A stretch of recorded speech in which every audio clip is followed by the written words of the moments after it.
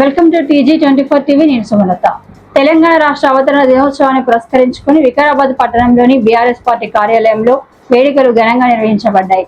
మాజీ MLA doctor మెతుకు ఆనంద్ ఆధ్వర్యంలో జరిగిన ఈ కార్యక్రమంలో జాతీయ పతాకావిష్కరణతో పాటు బీఆర్ఎస్ పార్టీ జెండాను కూడా ఘనంగా ఆవిష్కరించారు. ఈ సందర్భంగా డాక్టర్ మెతుకు ఆనంద్ మాట్లాడుతూ, ప్రత్యేక తెలంగాణ రాష్ట్ర సాధన కోసం ప్రాణత్యాగం చేసిన అమరవీరుల సేవలను స్మరించుకోవడం ప్రతి తెలంగాణ బిడ్డ బాధ్యత అని పేర్కొన్నారు. అనంతరం ఆయన అమరవీరుల స్తూపానికి నివాళులర్పించారు. ఈ సందర్భంగా తెలంగాణ ప్రజలందరికీ అభ్యున్నతి, సంక్షేమం మరియు సమగ్ర పురోగతి కోసం తెలంగాణ పునర్నిర్మాణానికి పునరంకితం అవుదామని అక్కడికి వచ్చిన వారందరితో ప్రతిజ్ఞ చేయించారు. ప్రజా సంక్షేమమే ధ్యేయం. తెలంగాణ ఉద్యమ ఫలితంగా ఏర్పడిన ఈ రాష్ట్రాన్ని అన్ని రంగాల్లో అభివృద్ధి పదంలో నడిపించేందుకు ప్రతి ఒక్కరూ తమ వంతు బాధ్యతను నిర్వహించాలని ఆయన పిలుపునిచ్చారు. అమరవీరుల ఆశయాల సాధనకు కట్టుబడి ప్రజల సంక్షేమం కోసం నిరంతరం కృషి చేస్తామని ఈ సందర్భంగా ఆయన స్పష్టం చేశారు. ఈ కార్యక్రమంలో బీఆర్ఎస్ పార్టీ ముఖ్య నాయకులు, ప్రజాప్రతినిధులు, కార్యకర్తలు, అభిమానులు మరియు స్థానిక పెద్దలు సంఖ్యలో పాల్గొన్నారు. నమస్కారం. ముందుగా ఈరోజు తెలంగాణ రాష్ట్ర అవతరణ దినోత్సవ శుభాకాంక్షలు తెలియజేస్తూ ఉన్నాను. ఈ వికారాబాదు నియోజకవర్గ ప్రజలకు, అదేవిధంగా వికారాబాదు జిల్లా వాసులందరికీ కూడా శుభాకాంక్షలు తెలియజేస్తూ ఉన్నాం. ఎన్నో త్యాగాలతోటి మనం తెలంగాణ రాష్ట్రాన్ని సాధించుకున్నాం. 10 సంవత్సరాలు అభివృద్ధి పథంలో నడిపించినాం. కానీ ఈరోజు తెలంగాణ ఎట్లా అయింది అంటే కుక్కలు చింపేసిన విస్తరాగులాగా అయిపోయింది. ఎక్కడ చూసినా కానీ ప్రజల ఆర్తనాదాలు, ఈ వర్గము ఆ వర్గము అనేటటువంటిది ఏం లేదు. అన్ని వర్గాల ప్రజలు అష్ట కష్టాల పాలవుతున్నారు. రైతులు తీసుకున్నా, మహిళలు తీసుకున్నా, విద్యార్థులు తీసుకున్నా, ఉద్యోగస్తులు తీసుకున్నా, రిటైర్ అయినటువంటి ఉద్యోగస్తులను తీసుకున్నా కానీ ప్రతి వర్గానికి కష్టాలే మిగిలినవి తప్ప తెలంగాణ రాష్ట్రంలో గత 10 సంవత్సరాలు ఎట్లుండేనో ఆ విధంగా లేదు. మనం చూస్తున్నాం, బీజేపీ ప్రభుత్వము కేంద్రంలో అట్లాగే ఉంది, రాష్ట్రంలోనేమో కాంగ్రెస్ ప్రభుత్వం కూడా అట్లాగే ఉంది. రెండు దొందే అనే విధంగా పాలన సాగిస్తూ ఉంది.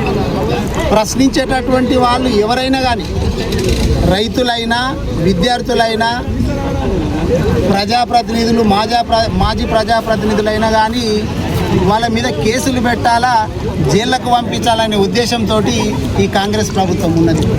మొన్నటికి మొన్న మనం చూసినాం, సింగరేణి మీద నిలదీసినందుకు బాల్క సుమన్ను ఏ విధంగా అక్రమ కేసులు పెట్టి జైలుకు పంపించారో చూసినాం. దాన్ని తీవ్రంగా మేము ఖండిస్తాము. జైళ్లకు పోవుడు బీఆర్ఎస్ పార్టీలో ఉన్నటువంటి వాళ్ళకు పొత్తేం కాదు. తెలంగాణ ఉద్యమం లోపల ఉద్యమకారులుగా చాలామంది జైళ్ళకు పోయినటువంటి సందర్భాలు చూసినాం. కానీ ఇప్పుడు తెలంగాణ వచ్చిన తర్వాత కూడా మళ్ళా జైళ్ళ లోపల జీవితం గడపాల్సినటువంటి పరిస్థితి ఏర్పడ్డదంటే దీనికి మొత్తం కారణం కూడా కాంగ్రెస్ ప్రభుత్వం. ఈరోజు తెలంగాణ రాష్ట్రం లోపల ఎక్కడ కూడా పండించినటువంటి పంటలకు కొనుగోలు చేయక రైతులు వడ్ల కుప్పల మీదనే, మక్కల కుప్పల మీదనే ప్రాణాలు తీసుకుంటున్నటువంటి సందర్భాలు చూస్తున్నాం. నేను వికారాబాద్ నియోజకవర్గంలో కూడా స్పీకర్ గారిని అడుగుతా ఉన్నా. ధారూర్ మండల కేంద్రంలో నేను సందర్శించిన, గట్టెపల్లికి పోయినా, గట్టెపల్లి లోపల వడ్లు కొనుగోలు చేయక మొలకెత్తిని. అట్లాగే జొన్నల కొనుగోలు కేంద్రము దాదాపు మేము 2 నెలల నుంచి డిమాండ్ చేస్తుంటే మొన్నటికి మొన్న పెట్టిందంట, కానీ ఇప్పటికి కూడా సరిగా కొంటలేదు. మైలారంలో కావచ్చు, నాగారంలో కావచ్చు, మోమిన్ కలాన్లో కావచ్చు, ఎక్కడ కూడా లారీలు చక్కగా వస్తలేవు. కాంట చేస్తే లారీలు వస్తలేవు, కొన్ని చోట్ల కాంటనే చేస్తలేరు, రైతులకు ఇబ్బంది పడుతుండనేటటువంటిది పరిస్థితి మనం చూస్తున్నాం. మర్పల్లిలో చూస్తే జొన్నలు ఇప్పుడు మర్పల్లి మార్కెట్ దగ్గర 2000 నుంచి 3000 క్వింటాలు తీసుకొచ్చి పెట్టిండ్రంట జొన్నలు.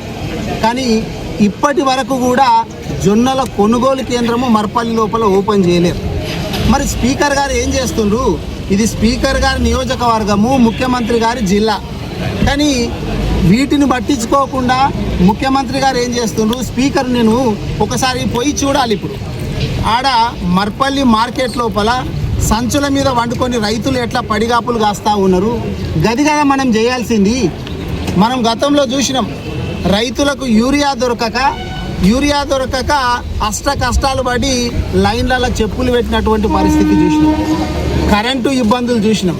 కానీ మొన్నటికి మొన్న కోదండరెడ్డి గారు ఏమంటుండ్రంటే 3 గంటల కరెంటు చాలు, రైతులకు ఎందుకు అనవసరంగా 24 గంటల కరెంటు అనే విధంగా మాట్లాడుతున్నారు.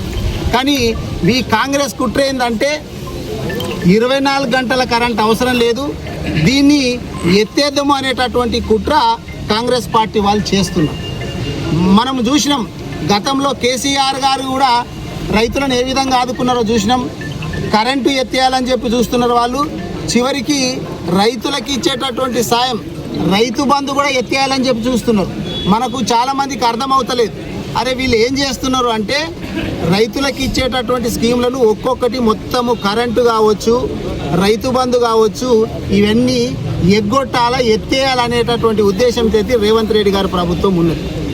మనం అంతేందుకు ఇప్పుడు కొత్త పథకాలు పెడతలేవు. వికారాబాద్ నియోజకవర్గమే తీసుకుంటే మొన్నటికి మొన్న దన్నారం లోపల, మద్దుల్ చిటంపల్లి లోపల, వెంకటపూర్ తాండ లోపల నీళ్ళ కష్టాలు ఘోరంగా ఉన్నాయి. మరి ఈ మున్సిపల్ కమిషనర్ గారు ఏం చేస్తుండ్రు, ఇక్కడ స్పీకర్ గారు ఏం చేస్తుండ్రు? మీరు కనీసం కదా ఈ నీళ్లు, తాగు నీళ్లు ఇచ్చేటటువంటి సాధ కాకపోతే ఎట్లా? గతం లోపల కేసీఆర్ గారు ఉన్నప్పుడు అవే మంచి నీళ్లు నిరవధికంగా కంటిన్యూస్గా వస్తాయి. ఎట్లా మీ గవర్నమెంట్ రాగానే ఏ విధంగా అట్లా ఇబ్బంది ఎదురవుతుంది? ఒకవేళ భగీరథ రాకపోతే శివారెడ్డిపేట చెరువు లోపల నీళ్లు ఉన్నాయి. మరి గతంలో భగీరథ పెట్టకంటే ముందు శివారెడ్డిపేట చెరువులోంచే నీళ్ళు ఇచ్చేటటువంటి వాళ్ళు. మరి గవిడ్డి కూడా ఎందుకు ఎన్నిక చేతనైతే లేదు? మున్సిపాలిటీ లోపల ఎక్కడ వేసినా కానీ అభివృద్ధి లేదు, ఎక్కడ వేసిన గొంగడు అక్కడే ఉన్నది.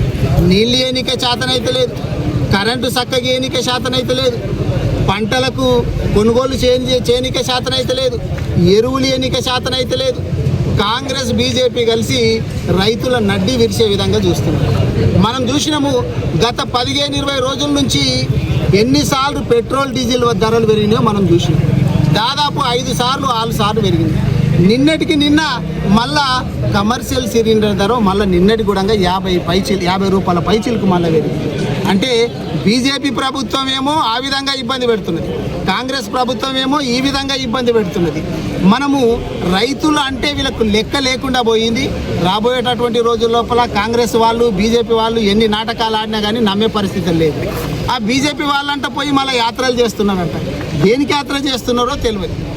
రేవంత్ రెడ్డి గారు ఏం చెప్తారు? పాలమూరు రంగారెడ్డి ఎత్తిపోతల పథకంను పక్కకు పడేసినాం, మేము కొడంగల్ నారాయణపేట లిఫ్ట్ ఇరిగేషన్ ద్వారా కొడంగల్కు మాత్రము 2027 లోపల నీళ్లు తీసుకొస్తామని అంటున్నారు.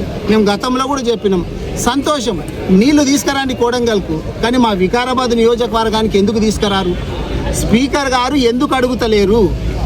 మరి ముఖ్యమంత్రి గారి దగ్గర కూర్చోవాలి స్పీకర్ గారు, వికారాబాదు నియోజకవర్గానికి నీళ్ళు వచ్చే విధంగా పోరాడాలి.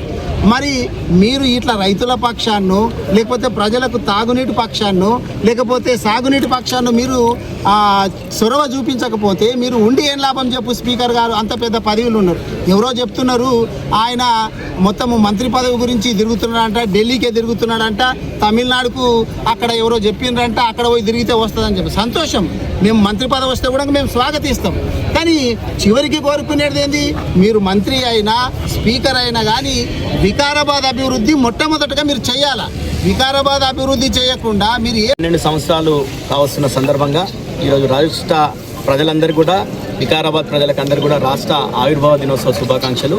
ముఖ్యంగా తెలంగాణ రాష్ట్ర సాధన కోసం అలుపెరుగని పోరాటం చేసి అమరులైనటువంటి వాళ్ళు, అదేవిధంగా పోరాటంలో ఉండి కేసులు, జైల్లో జీవితం గడిపినటువంటి వాళ్ళు అందరూ కూడా ఈ సందర్భంగా వాళ్ళకు ఒకసారి ఉద్యమ అభివందనలు తెలియజేసుకుంటూ, ముఖ్యంగా ఈడ వికారాబాద్ బీఆర్ఎస్ పార్టీ కార్యాలయంలో ఆనంద్ సార్ గారి ఆధ్వర్యంలో ఇక్కడ అందరూ కూడా కార్యకర్తలందరూ కూడా కలిసి జెండా, జాతీయ జెండా, అదేవిధంగా బీఆర్ఎస్ పార్టీ జెండా ఆవిష్కరణ చేసుకోవడం జరిగింది.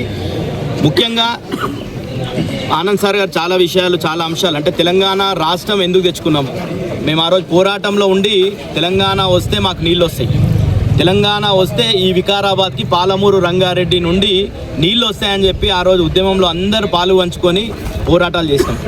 కేసీఆర్ గారి ఆధ్వర్యంలో మొదటి ప్రభుత్వంలో 85-90% పాలమూరు రంగారెడ్డికి సంబంధించిన పనులు పూర్తయినప్పటికీ ఈ జిల్లా నుండి ముఖ్యమంత్రి అని చెప్పుకుంటున్నటువంటి రేవంత్ రెడ్డి గారు ఇప్పటి వరకు ఆ పెండింగ్ పనులను పూర్తి చేయడం లేదు, ఈ వికారాబాద్కి నీళ్ళు ఇవ్వడం లేదు. అదేవిధంగా ఉద్యోగాలు వస్తాయని చెప్పినాం. తెలంగాణ ప్రభుత్వం గతంలో కేసీఆర్ గారు 2,32,000 ఉద్యోగాలను నోటిఫికేషన్లు వేసి వివిధ నోటిఫికేషన్ల ద్వారా భర్తీ చేయడం జరిగింది. కాంగ్రెస్ ప్రభుత్వం కూడా ఏం చెప్పిందంటే వచ్చిన ఒక సంవత్సరంలో రేవంత్ రెడ్డి గారి మాటల్ని విశ్వసించారని చెప్పి ప్రియాంక గాంధీ గారిని, రాహుల్ గాంధీ గారిని మొత్తం కూడా అశోక్ నగర్ చౌరస్తాకు అందరి నిరుద్యోగుల దగ్గర తీసుకొని వచ్చి వచ్చిన ఒక సంవత్సరం మొదటి సంవత్సరంలోనే కాంగ్రెస్ ప్రభుత్వం వచ్చిన మొదటి సంవత్సరంలో 2 లక్షల ఉద్యోగాలు వేస్తామని చెప్పారు. అదేవిధంగా జాబ్ క్యాలెండర్ పెడతామని చెప్పారు. ఇప్పటి వరకు 2 లక్షల ఉద్యోగాలు దేవుడెరుగు. వాళ్ళు ఇచ్చినటువంటి మొత్తం కూడా కలిపితే 11,000 చిల్లర మాత్రమే వాళ్ళు ఇచ్చినటువంటి. గత ప్రభుత్వం ఇచ్చినటువంటి నోటిఫికేషన్లు ఇచ్చి ఎగ్జామ్లు కండక్ట్ చేసి రిజల్ట్ పెండింగ్ ఉన్నాయి మాత్రం పత్రాలు ఇచ్చి అపాయింట్మెంట్ లెటర్లు ఇచ్చి మొత్తం కూడా నేను ఇచ్చిన అని చెప్పుకున్నటువంటి రేవంత్ రెడ్డి గారిని మేము ప్రశ్నిస్తున్నాం. ఈరోజు ఏ ముఖం పెట్టుకొని నువ్వు నిరుద్యోగులకు, తెలంగాణ యువతకు సమాధానం చెప్తావు? ఈ 2.5 సంవత్సరాల కాలం అయిపోయింది. ఇప్పటి వరకు నువ్వు ఇచ్చినటువంటి నిరుద్యోగులకు ఇచ్చినటువంటి హామీ ఎక్కడ పోయిందని అడుగుతున్నాం. అదేవిధంగా విద్యార్థులకు చాలా చెప్పిండు. 10th పాస్ అయితే SC ST విద్యార్థులకు 10,000, ఇంటర్ పాస్ అయితే 25,000, డిగ్రీ పాస్ అయితే 50,000, PG చేస్తే PhD చేస్తే ₹1,00,000, ఇట్లా అనేక హామీలు ఇచ్చి అధికారంలోకి వచ్చి కనీసం ఈరోజు గత ప్రభుత్వం ఇచ్చినటువంటి ఫీజు రియంబర్స్మెంట్ చెల్లించకుండా విద్యను పేద విద్యార్థులకు, SC ST BC మైనార్టీ విద్యార్థులకు, అగ్రవర్ణాలు ఉన్నటువంటి పేద విద్యార్థులకు విద్యని దూరం చేసే కుట్ర రేవంత్ రెడ్డి గారు చేస్తున్నారు. అదేవిధంగా కేసీఆర్ గారు ఆ రోజు సంక్షేమ హాస్టళ్లను పెట్టి మొత్తం కూడా SC ST BC మైనార్టీలకు గతంలో సమైక్య రాష్ట్రంలో 200 చిల్లర ఉంటే వాటిని 1000 చిల్లరగా పెంచి అందరూ కూడా పేద విద్యార్థులకు అంటే KG నుండి PG ఉచిత విద్యలో భాగంగా అవన్నీ కూడా పెట్టడం జరిగింది. ఈరోజు హాస్టల్లో పురుగుల అన్నం తిని చనిపోయేటటువంటి పరిస్థితి తెలంగాణలో ఉన్నది. దాదాపు 100 మంది విద్యార్థులు పురుగుల అన్నం తిని చనిపోయినటువంటి, విషాహారం తిని చనిపోయినటువంటి పరిస్థితి చూసినాం మనం. కాబట్టి ఈరోజు విద్యార్థులకు ఏం చేస్తున్నావు నువ్వు ఇచ్చినటువంటి హామీలు, యువతకు ఏం చేస్తున్నావు? అదేవిధంగా ఉద్యమకారులకు చాలా గొప్పలు చెప్పిండు కాంగ్రెస్ ప్రభుత్వం. మేము రాగానే 250 గజాల స్థలం ఇస్తాం ఉద్యమకారులను గుర్తించి, అదేవిధంగా పెన్షన్లు ఇస్తామని చెప్పారు. ఇప్పటి వరకు కూడా ఈరోజు కమిటీ వేసి ఇప్పటి వరకు ఒక్క ఉద్యమకారుని కొత్తని గుర్తించింది లేదు, ఒక్కరికి పెన్షన్ ఇచ్చింది లేదు, ఒకరికి 250 గజాల స్థలం ఇచ్చింది లేదు. మేము డిమాండ్ చేస్తున్నాం, మీరు ఈరోజు ప్రభుత్వం మీ దగ్గర ఉంది, పోలీస్ వ్యవస్థ మీ దగ్గర ఉంది, ఈరోజు ఇంటెలిజెన్సీ ఉంది. మీరు అనుకుంటే ఒక నెల రోజుల్లో మొత్తం ఉద్యమకాలను గుర్తించవచ్చు, వాళ్ళకు స్థలాలు కూడా ఉన్నాయి, 250 గజాల స్థలం ఇవ్వచ్చు. మీరు ఈరోజు రేవంత్ రెడ్డి గారు బ్రదర్ చేస్తున్నది ఏంటంటే ఎక్కడ ప్రభుత్వ భూమి, రోజు పేపర్లలో చూస్తుంటే ఎక్కడ ప్రభుత్వ భూమి ఉంటే అక్కడ కాంగ్రెస్ నాయకులంతా కూడా కబ్జాలు చేస్తూ మొత్తం కూడా ఇక్కడ తెలంగాణలో ప్రభుత్వ భూమి కావచ్చు, ప్రైవేట్ భూమి కావచ్చు, అంతా కూడా రియల్ ఎస్టేట్ చేసేటటువంటి పరిస్థితి ఉంది తప్ప తెలంగాణ ఉద్యమకారులకు ఇచ్చినటువంటి హామీ అమలు చేయలే. ఆయనకు చాలా గొప్పగా చెప్పి వికారాబాద్ జిల్లా నుండి కూడా అందరు ఉద్యమకారుల లిస్ట్ అవుట్ చేసి మొత్తం కూడా 2024 జూన్ 2 రోజు పరేడ్ గ్రౌండ్స్ తీసుకుపోయారు. మేము అనుకున్నాం ఆ రోజే ప్రకటిస్తాడేమో, కనీసం ఉద్యమకారులకు ఏమైనా ఊరట వస్తుంది అనుకున్నాం. కానీ ఇప్పటి వరకు కూడా ఊసు లేదు. ఆ రోజు పిలిచిన రోజు మాట్లాడలే ఉద్యమకారుల గురించి, ఈ రోజు వరకు కూడా ఉద్యమకారుల గురించి ఊసు లేదు. ఇప్పటికి డిమాండ్ చేస్తున్నాం, ఉద్యమకారులకు నువ్వు మాట ఇచ్చినావు, నువ్వు గెలిచినావు కాబట్టి ప్రజాస్వామ్యంలో ఎవరైతే అధికారంలో ఉంటారో వాళ్ళని ప్రశ్నిస్తారు. డెఫినెట్గా రాజ్యాంగం ఇచ్చినటువంటి హక్కు, నువ్వు అధికారంలో ఉన్నావు కాబట్టి నిన్ను ప్రశ్నిస్తాం. నిన్ను ప్రశ్నిస్తే నువ్వు ఇచ్చినటువంటి హామీలు అమలు చేయమంటే నువ్వు కేసులు పెడతా అంటే తెలంగాణలో ఉన్నటువంటి సమాజమే పోరాటాలు చేసినటువంటి సమాజం. ఇది నియంత్రణను చూసింది, నిజాం నవాబులను తరిమి కొట్టినటువంటి గడ్డ ఈ గడ్డ, పోరాటాల గడ్డ. అదేవిధంగా వికారాబాద్ కూడా ఉస్మానియా కేంద్రం తర్వాత అంత పెద్ద ఎత్తున పోరాటం చేసినటువంటి గడ్డ వికారాబాద్ గడ్డ. తొందరగా రేవంత్ రెడ్డి గారు గుర్తించండి ఉద్యమకారులను, నువ్వు ఇచ్చిన మాట ప్రకారంగా 250 గజాల స్థలం, పెన్షన్లు ఇవ్వాలని చెప్పేసి ఈ సందర్భంగా డిమాండ్ చేస్తున్నాం. మా వికారాబాద్ జిల్లా పార్టీ కార్యాలయం లోపల మా వికారాబాద్ మాజీ ఎమ్మెల్యే మెట్టు ఆనందన్న గారి ఆధ్వర్యం లోపల జాతీయ జెండా మరియు మా యొక్క పార్టీ జెండా ఆవిష్కరించడం జరిగింది.